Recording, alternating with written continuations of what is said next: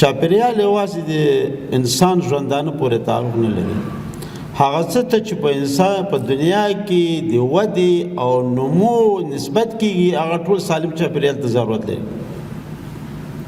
که هغه نبات دی، که حیوان دی، که انسان دی. که موږ او تاسې وګورو انسان خو طبیعي خبره ده، هر سړی په خپل ژوند کې فکر کوي چې که زه د ژوندانه ټول اړخونه راواخلم، که هغه زما صحت دی، که زما تعلیم دی، زما اقتصاد دی، زما اجتماعي ژوند دی، دا یو سالم چاپیریال ته ضرورت لري. خو د دې ترڅنګ پرندې حیوانات چې ژوند کوي هغه هم یو سالم چاپیریال ته ضرورت لري او هغه په طبیعي شکل باندې که تاسې وګورئ هر مرغه چې چېرته کیني یا هر حیوان چې چېرته شپه کوي کوشش کوي چې یو سالم چاپیریال کې دوی پاتې شي او دغسې نباتات په سالم چاپیریال کې ښه وده کوي.